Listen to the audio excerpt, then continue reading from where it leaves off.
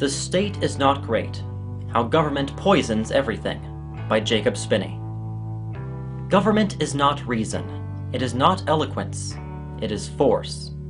The thing that differentiates the government from any other group of people is that it is a territorial monopoly with the commonly believed right to engage in aggressive violence.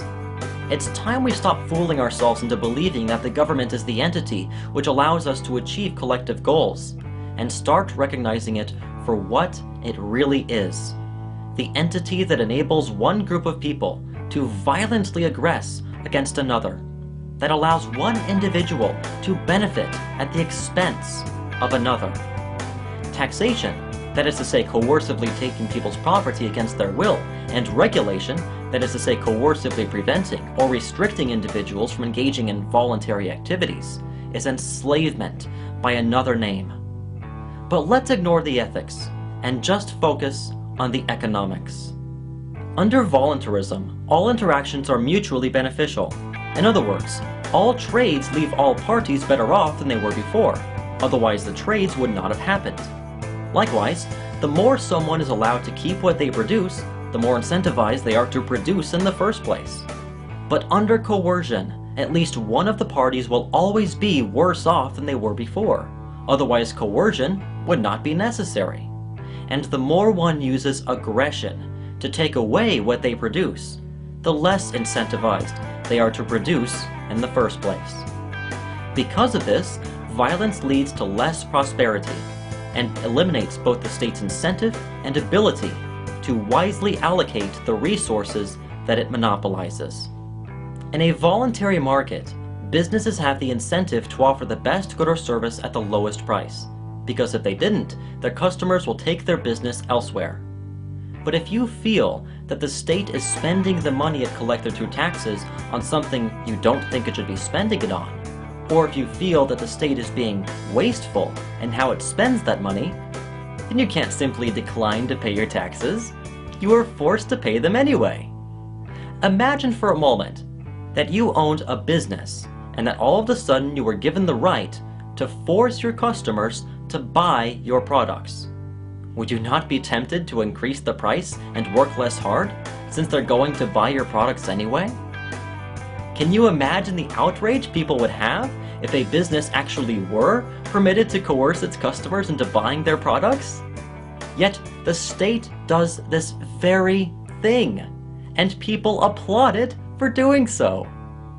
Because the state is allowed to use coercion to collect its revenue and to maintain a monopoly over whatever good or service it wishes, it is far more incentivized to offer a worse good or service at a more expensive price.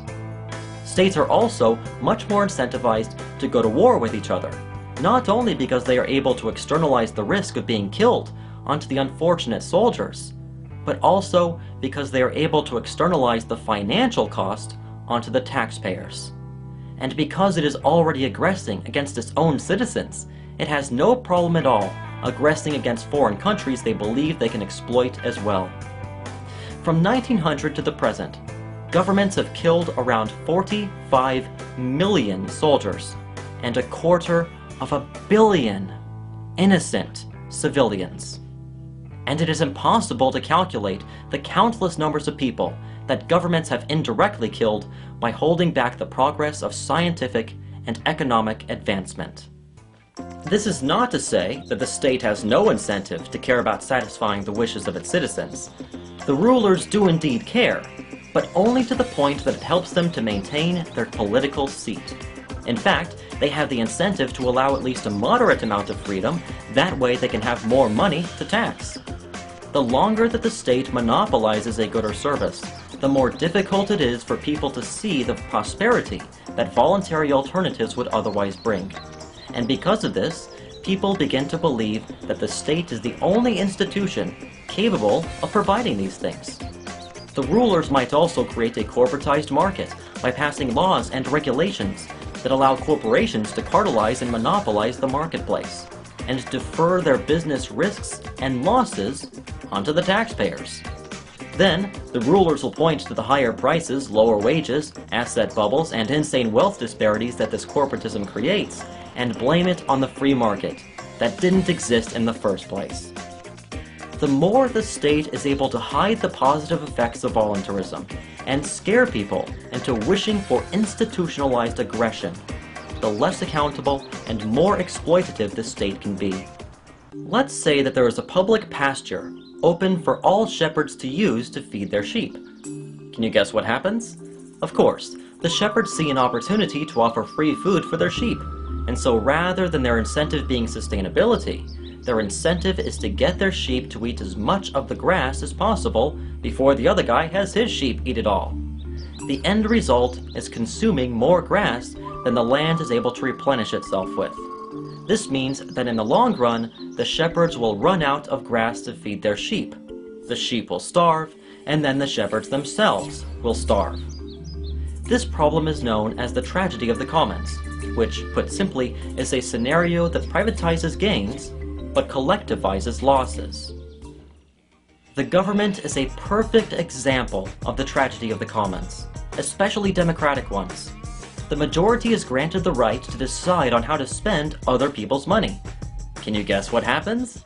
Of course, everyone votes on how they think other people's money should be spent, because if they didn't, someone else will. And since there is no personal risk involved in spending other people's money, people are incentivized to spend a lot more of it, and to be more careless about how efficiently it's spent. The same is true with representative democracies, except that the rulers, who call themselves representatives, are also incentivized to be short-sighted and offer bribes and promises to the present voters while subtly deferring those costs onto future generations. And because the majority of people are not familiar with sound economic principles, most people fall victim to common economic fallacies that seem to make sense on the surface, but have the opposite effect in practice. And since the majority of people hold to these economic fallacies, the state will as well.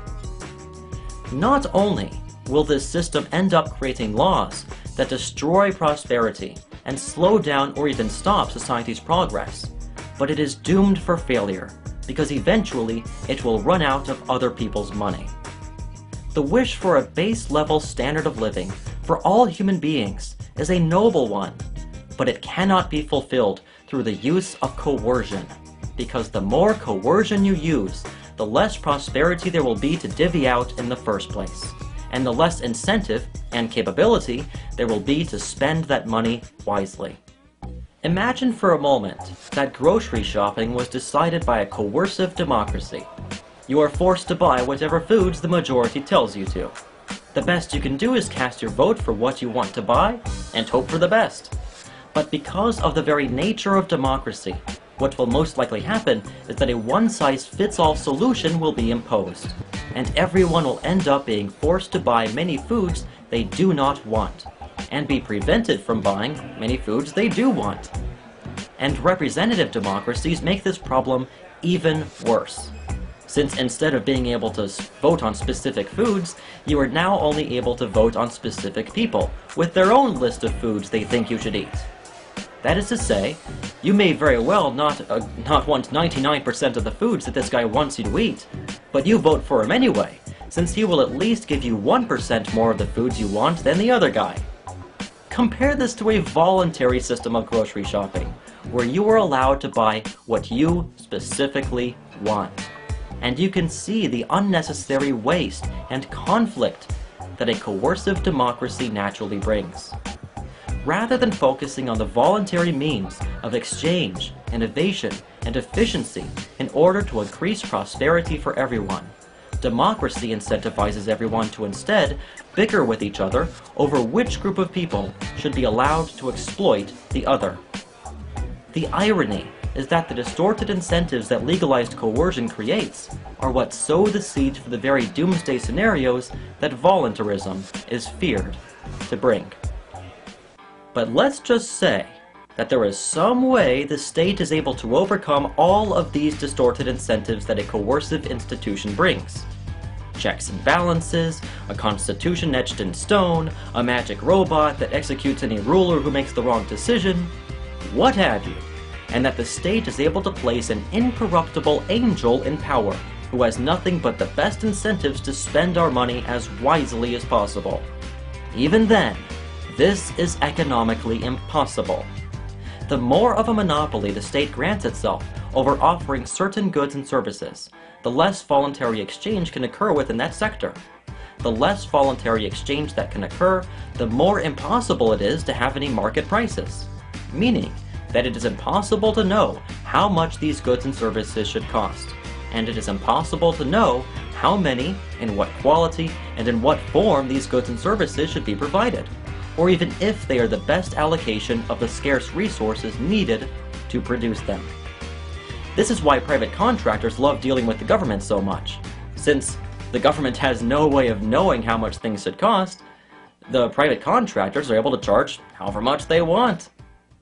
Let's take a car, for example. Thanks to market prices, you now know that the cost of car X is $10,000, let's say.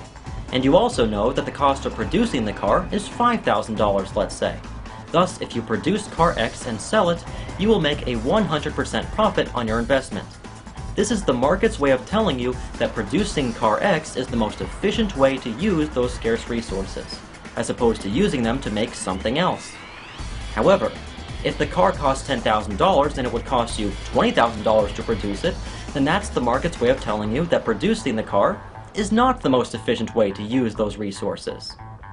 But let's imagine that you are now the ruler of the world, and you now own everything within it. Because of this, there cannot be market prices, since you cannot exchange with yourself.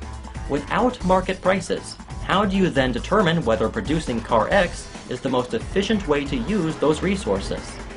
It's like being spun around 10 times and then having to stand up straight. We're not just talking about what a consumer wants, or how to produce product X. Those things are relatively easy to figure out. The thing that is impossible to figure out without market prices is how to know whether you should use resource A to produce product X, product Y, or product Z. Without market prices, it is impossible to align the fact that consumers have an infinite demand for every product imaginable with the fact that there are only so many products that are able to be produced in so many ways. Because it is impossible to calculate these things without market prices provided by voluntary exchanges, the state will inevitably provide a shortage or excess of a worse product at a higher price, while wastefully depleting the scarce resources needed to produce it. Coercive institutions have had monopolies over many goods and services for so long that considering voluntary solutions seems completely foreign to us. And because humans naturally fear change, we hold impossible standards that the voluntary proposals must meet. But if you prefer voluntarism to coercion, then I invite you to choose, to be curious of what I am about to propose, rather than dismiss it. So how would this voluntary market work? Before I answer this question, I would encourage you to stop for a moment and thoughtfully consider the points that I have made so far. We cannot begin to think about possible solutions before recognizing what the problem is. So if you still think that the state is somehow able to solve all of these incentive and calculation problems, then that is what we should talk about. But if you were like me, and you have finally accepted that a coercive monopoly can never solve these problems, because it is the very cause of them, then let's talk about a possible alternative. The solution is simple. People must stop granting legitimacy to coercive monopolies, and begin to organize society in a more voluntary way. This solution will end all of the incentive and calculation problems, because the goods and services being provided by a coercive monopoly, with the incentive to offer lower quality at higher prices, will instead be provided by voluntary, competing organizations, who thus have the incentive to offer the highest quality at the lowest price. And because we are now able to have market prices derived from voluntary exchanges, we are now able to calculate how to allocate resources toward maximizing the satisfaction of consumers. Rather than wealth being secluded to a small percentage of the population, as is what happens under corporatism, it will instead be shared much more widely through lower prices and higher incomes, since due to increased competition, businesses are now incentivized to pay higher wages to their employees, lower salaries to their CEOs, and offer lower prices on their products. That is, if they don't want to be taken over by a competitor who will do these things.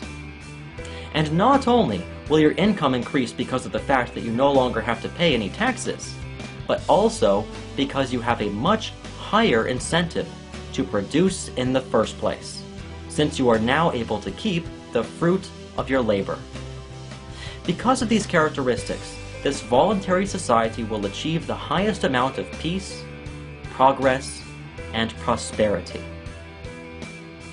Other than offering the foundation of voluntary interaction within a competitive market, I can really only offer guesses as to how I think this society might work.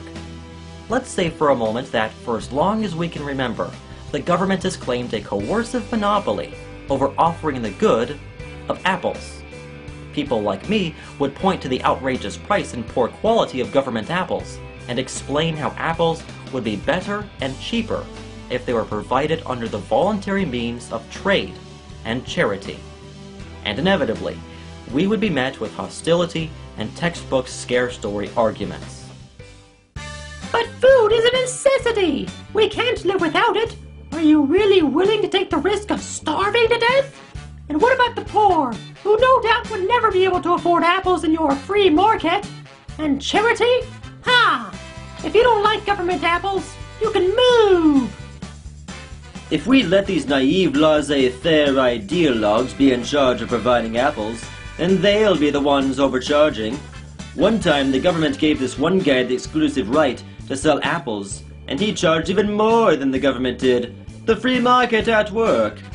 Can you point to anywhere in the real world where your fantasy land actually exists? The fact that you can't proves that this is just a pie-in-the-sky fairy tale that will fall apart into Mad Max chaos. If the world were filled with angels who weren't looking to take advantage of us whenever they could, then maybe we could give this voluntary thing a try. But until then, apples are far too important to be taken over by Greed! We need to entrust them to the wise and caring hands of our state overlords. But alright, Mr. Economics, I'll give you a chance. Who would produce the apples? How many apples would be available in each city? Exactly how would they produce the apples? how would the apple producers be able to get enough capital in order to produce enough apples? How many different competing apple producers would there be? What would be the price of these free market apples? Who would ensure the safety of these apples? How many apple inspectors would there be? Who would fund these apple inspectors? Why would these apple producers take the risk of letting the apple inspectors inspect their apples? What's to stop the apple producers from cartelizing and charging monopoly prices?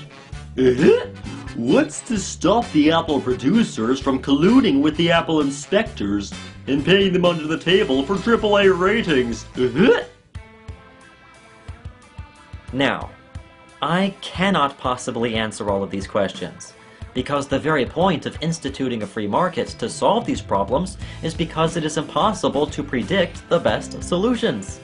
If I were able to predict exactly how everything would work, then there would be no need for a free market, and it would be an argument for making me the supreme dictator of the world. But we are human beings. We do not have infinite knowledge. Because of this, we have to rely on the next best thing. Just like the biological evolutionary process of random mutation and natural selection, the voluntary market is the economic process of calculated risk and consumer selection. Entrepreneurs under a voluntary market are incentivized to constantly find new ways to offer better, faster, and cheaper goods and services. Those who are the best at actually doing this are rewarded with profits. Those who are not so good at doing this are punished with losses. Thus, you have a natural weeding out process that puts capital in the hands of those who are the best at allocating it correctly. Whereas the exact opposite happens within a government. When a state program is failing, they use that fact as their excuse for acquiring even more funding. Who do you think is more trustworthy? Someone who is willing to put their money where their mouth is? Or someone who is only willing to put your money where their mouth is? In a voluntary market, you have a constant auction for scarce resources, with each person taking the risk of believing they know the most efficient and profitable way to allocate that resource at the price they are bidding for it.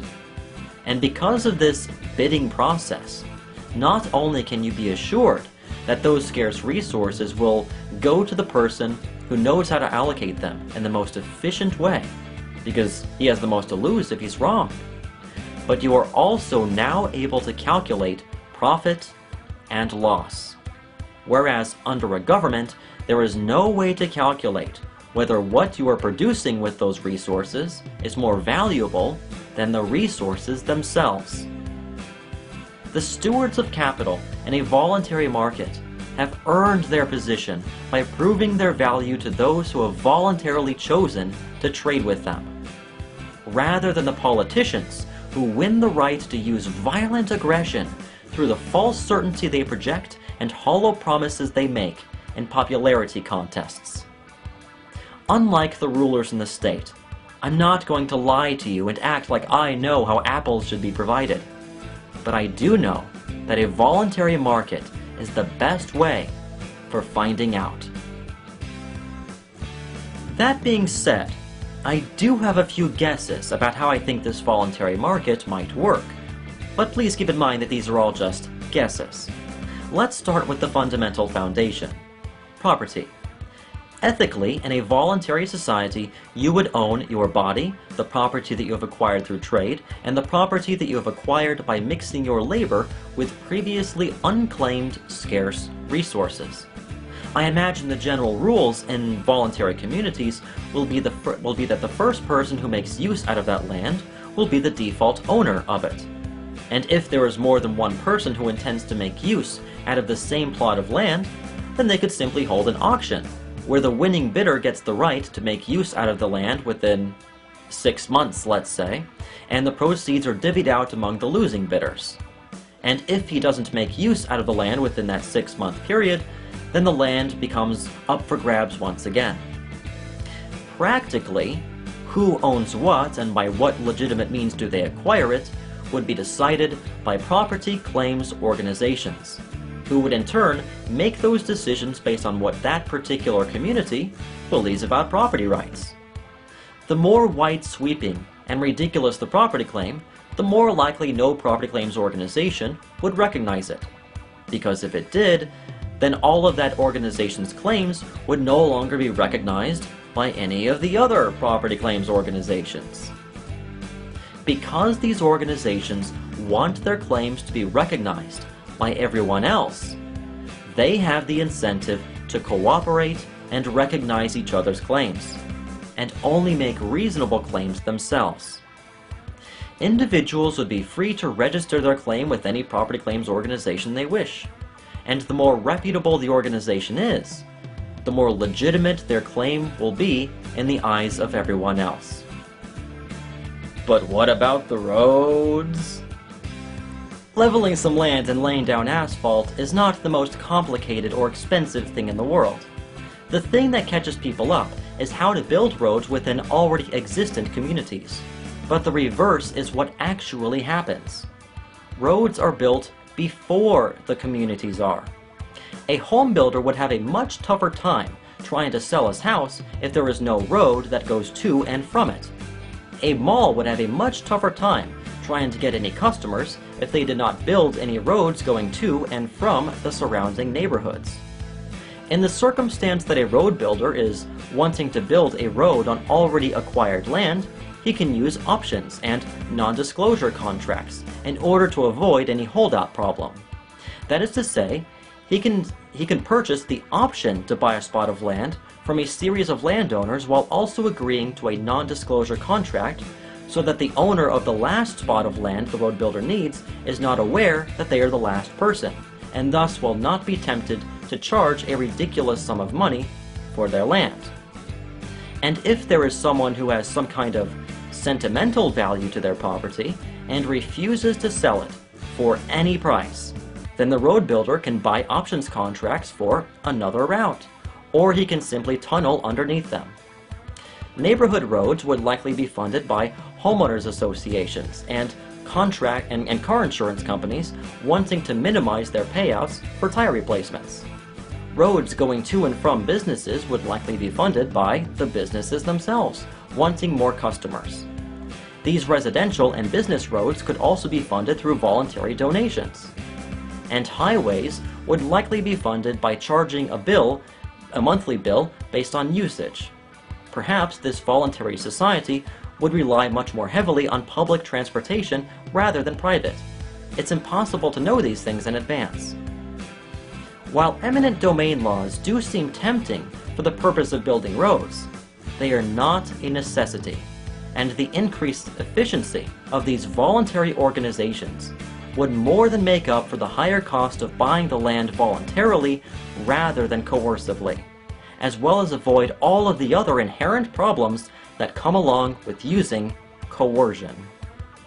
Now, just because we've gotten rid of legitimized coercive monopolies does not mean that murderers, rapists, and thieves will magically stop murdering, raping, or stealing.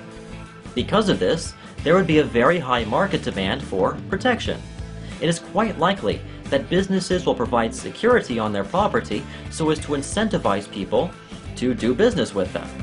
Aside from that, I believe that the best way this demand for protection will be met is by homeowners associations and protection insurance companies. For homeowners associations, the model is pretty simple to understand. The real estate developer might go into the middle of nowhere and make use out of some unclaimed land, or he could buy already claimed land from a previous owner. Then he could create a neighborhood of houses that he will rent out under the condition of agreeing to a 1-year HOA contract, which could entail a monthly fee of X amount of dollars to be specifically spent on offering communal services, such as neighborhood security, a justice court, medical center, fire department, plumbing, electricity, road maintenance, and so on and so forth. Because of the fact that it's easy for renters to simply up and leave right down the road to another HOA if the renewal of their contract is not to their liking, all of the HOAs have the incentive to offer the best communal services at the cheapest prices. But what's the difference between a homeowners association and a government? It is the difference between voluntarism and coercion. Not only will the government lay claim to vast sections of land that they will never use merely for the purpose of excluding competition, but they will also claim ownership over already acquired land and threaten to kill or imprison any of the previous owners who disagree. Whereas the real estate developer can only claim the land that he will make use out of, and if there is someone already owning that land, then the real estate developer can only acquire it through voluntary trade. The government grants itself the right to violently impose costs, goods, services, and rules upon you against your will. But an HOA is not allowed to impose anything upon you without your express, written consent. People often say, if you don't like the government, then you can leave. Well, let me ask you a question. Let's suppose that I come up to your door and I say, "Oh, hello! I'm the state, and I'm here to inform you that your neighbors have voted that I now own your house. You see, by deciding to live here, you have implicitly agreed to the social contract, even though you never signed such a thing. And the social contract says that it's okay for your neighbors to vote to give me your house. So, I'm sorry, but I own your house now. But you know what? I'm a nice guy. I'm not gonna kick you out. No. You just have to start paying me however much tax the neighbors and I decide to charge you for living in my house. And of course, you'll have to start following my house rules as well. Now, if you refuse, then I will regrettably be forced to have you arrested and imprisoned. But hey, I have some great news. If you don't like it, you can move! Does this sound like a legitimate justification for my actions? But what's to stop the HOAs or anyone else from violating their contracts with you? Simple. Within the contract itself, you might have a clause in which the both of you agree to a certain impartial third-party arbitrator to solve any potential disputes, as well as what amount of authority the both of you agree to give the arbitrator in order to enforce his decision. Perhaps both of you would each pay half of the arbitration fee at the time of signing the contract, or perhaps the arbitrator will collect his fee from the losing party in the event that a dispute arises.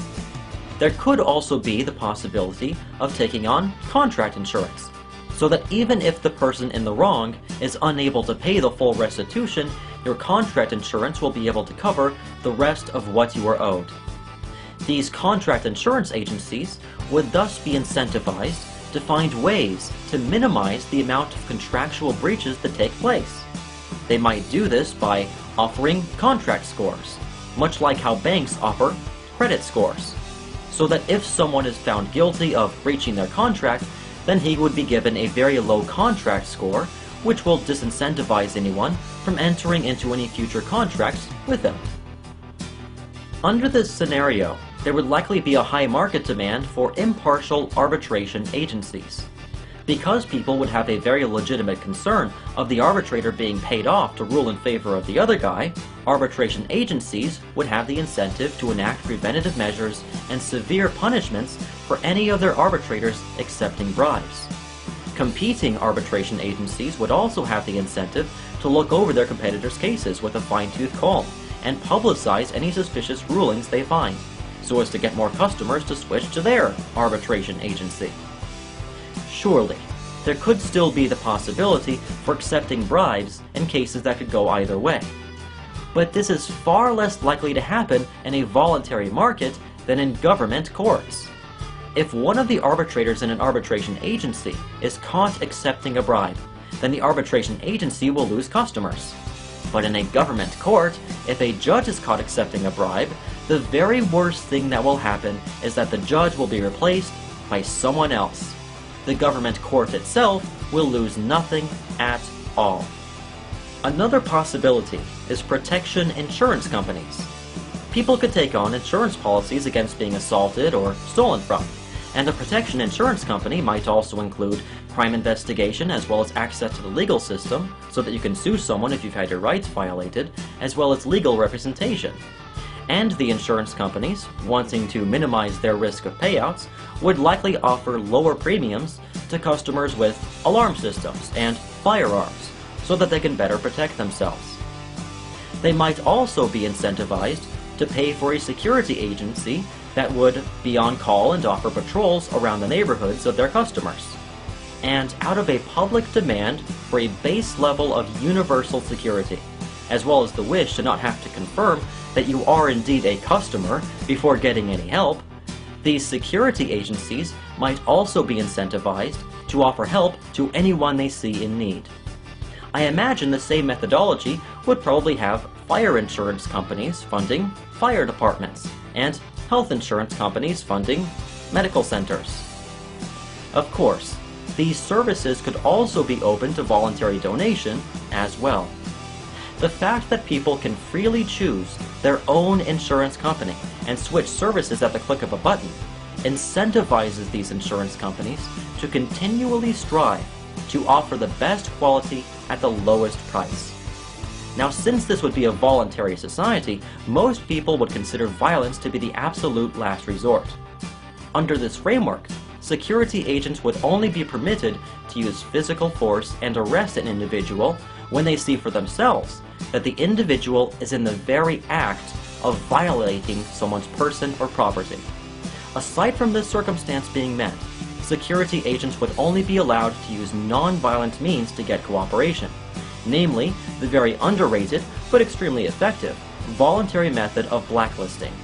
That is to say that individuals have every right to dissociate themselves from you and ban you from their property, for whatever reason they wish. Casinos cooperating with each other to blacklist cheaters is a pretty good example. If you are blacklisted, then no one in this society, or any other society it's networked with, will offer you food, water, electricity, nor any protection or legal recourse against anyone who wishes to do you harm. Perhaps, just like credit and contract ratings, there would also be reputation ratings, and the more of a jerk you are, the lower and lower your reputation rating until the point that you are blacklisted. And so society can lay out under what circumstances security agents would be allowed to reduce your reputation rating in order to encourage cooperation. So let's say that person A is murdered. Person A's protection insurance company now investigates the crime and reasonably suspects that person B was the murderer.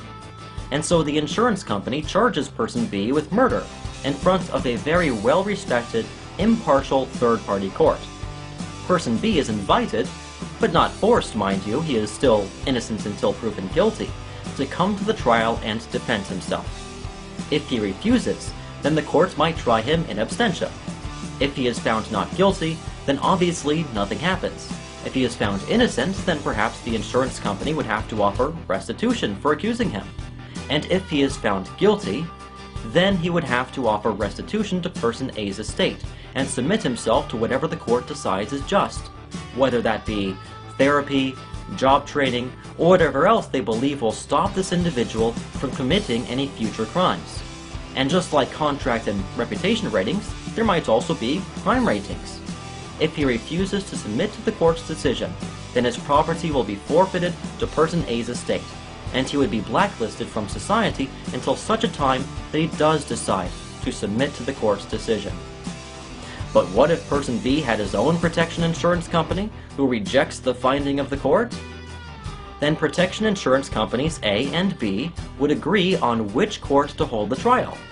If person B's insurance company refuses to hold the trial in any reputable court and instead will only agree to hold the trial in a kangaroo court, then what will most likely happen is that the kangaroo court and person B's insurance company will be blacklisted, and person B will have to submit to the ruling of the original court, or face having his property forfeited and being blacklisted as well. If person A's protection insurance company never does find the murderer, or the murderer ends up not being able to pay the full restitution, then the insurance company will have to pay up on the insurance policy to person A's estate. But wouldn't people be able to free ride on the security, fire, and medical services offered by these insurance companies? Sure, but they would not be able to free ride off of the insurance itself, as well as many other things such as crime investigation, legal recourse, and legal representation in the case of protection insurance, for example. Even though you can free ride off of some services, the fact that you are not able to free ride off of many of the essential services incentivizes you to continue paying for coverage. The more severe a free rider problem might become, the more incentivized society is to use voluntary measures to counteract it, such as insurance companies offering discounts to customers who are more conglomerated with each other, so that their service coverage can be more zoned in. Or the insurance companies having their services be more selective in the free riders they offer to help. Or stores offering discounts to insurance holders. Or even individual stores deciding to ban any free riders. Or even society itself deciding to blacklist or reduce the reputation ratings of any and all free-riding insurance companies or individuals. Or perhaps society would just lean more toward the homeowners association method of organization, which is completely immune from this free rider problem. These voluntary methods of encouraging cooperation could also be used to gather enough funding for collective causes, such as assistance for the disabled and victims of natural disasters, research into the best solutions for any possible climate changes, and defense agencies, who would offer military power to defend the voluntary society against potential foreign invaders.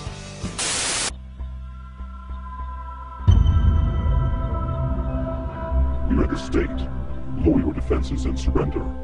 We will assimilate your biological and technological distinctiveness to our collective. Your culture will adapt to service. Thus, resistance is futile. So, how would these defense agencies fare against a foreign invading state? Far better than if society decided to place its defenses on the shoulders of a coercive monopoly.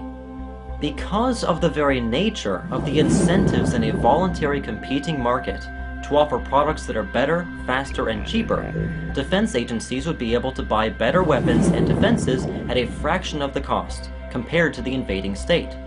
They would also have the incentive and the ability to calculate how to fight in the most efficient and effective way, whether that is offering asylum to the unfortunate soldiers the invading state is using as pawns, or informing the invading state's citizens of their wish for peace, or, if all else fails, using the most advanced weaponry and ingenious military strategies to deter and repel the invaders.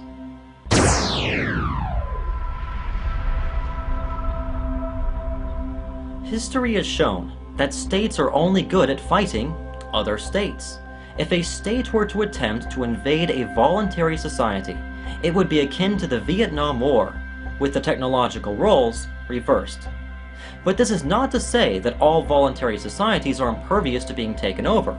In reality, a voluntary society, no matter how efficient, could indeed be overpowered by the brute force of a much larger army. But at least they would put up a better fight than if they had a coercive monopoly do their fighting. But what's to stop the defense agencies from monopolizing and forming their own state? The simple fact that society would not want them to. As long as most people within this voluntary society wanted to maintain its existence, they would enact measures to ensure against this very possibility. Perhaps society would, under threat of blacklisting, induce any would-be defense agencies to contractually agree to open itself up to random audits, inspections, and interviews. Perhaps they would also have to agree to have all of their funds, including those funds that go toward buying weapons, ammunition, and paying the salaries of their soldiers, to be held in bank accounts that could be instantly frozen the very second that society suspects them of intending to become a state. Perhaps they would also have to have a large sum of money in an escrow account, which would be used to place bounties on their own heads if they decided to aggress against anyone in any way, as well as getting them to contractually agree to team up with all of the other defense agencies to take out any of the individual defense agencies that have gone rogue. Society might also decide to place a limit on the market share that any individual defense agency can have, to the point of any effective cartelization being practically impossible. Surely, the possibility for a defense agency to become a totalitarian state is still there, but it is far less likely than the possibility for an already existent state to become totalitarian. With already existent states, you are one martial law order away from the state being allowed to have complete control over you. But a defense agency still has all of these barriers that it has to jump over just to become a state in the first place, let alone a totalitarian one. But let's just assume that it is inevitable that this voluntary stateless society would, under all circumstances, eventually form into a state.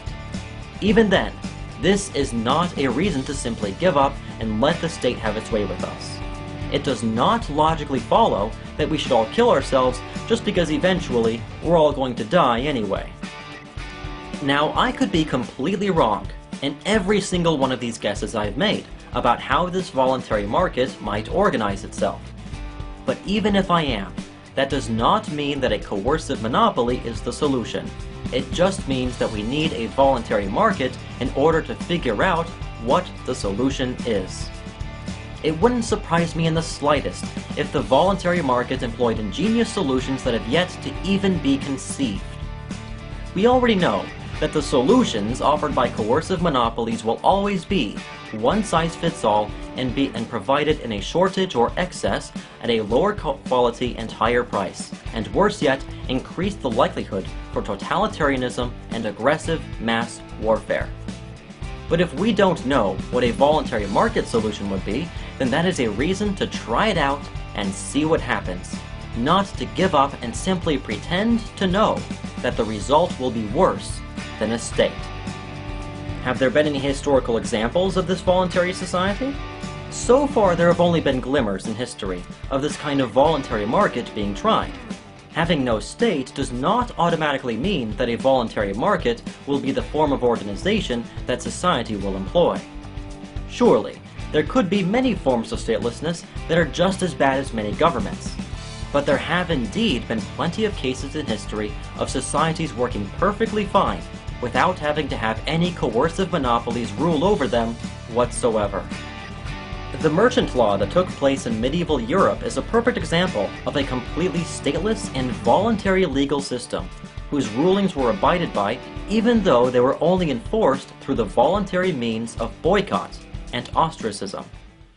Another very interesting case is Celtic Ireland, which for many centuries was the most advanced and civilized country in all of Western Europe. Individuals would become members of a tuath, which can be thought of as offering the communal services of insurance companies. And, just like insurance companies, you were able to decide upon whatever tuath you wanted to be a member of. Disputes and crimes were resolved by professional arbitrators, who were referred to as brehens, and you could decide upon whatever school of brehens you wanted to arbitrate your case. The law was centered on restitution rather than punishment, and if someone was found guilty and refused to pay this restitution, then they would be blacklisted from society. Rather than this stateless society, falling apart into chaos or forming into a state from within, it existed by and large in peace and stability for over a millennium, and it required hundreds of years of constant assault from the outside superior military might of the conquering British Empire to finally overthrow it. The claim that we need a coercive monopoly to maintain law and order is logically and empirically false. The fact that this voluntary market society has yet to be truly enacted in the real world is evidence of only that, not that it could not possibly work. Those who advocate voluntary solutions are often labeled as dogmatic absolutists. Well, let me ask you a question. Which is a more dogmatic and absolute position to hold? That you don't know all of the answers and therefore should not be given the right to aggress against others? Or that you are so certain of what the answers are that you should be given the exclusive right to violently impose them over peaceful people? Statism seems to be predicated on the belief that we are all too stupid to run our own lives and find voluntary solutions to our problems, but that the state is somehow able to solve these problems for us by somehow having people rule over us who are not stupid like we are. People who are incorruptible, wise, and selfless enough to overcome all of the distorted incentives their coercive position lures them into. People with supernatural knowledge, so that they can allocate resources better than a voluntary market. People who don't need a state to rule over them, like we do. In order for statism to work, we have to believe not only that gods exist, but that they are running our government. Which isn't too far from how states started in the first place. The state has been promising for tens of thousands of years that allowing them to aggress against us is the solution to our problems. And over again, they eventually collapse and impoverish and kill countless numbers of people along the way. The state is the ultimate expression of violent intolerance against the smallest minority on earth, the individual. Maybe it's time we stop buying this snake oil and finally begin to think about how to organize society in a more peaceful, sustainable, prosperous, and voluntary way.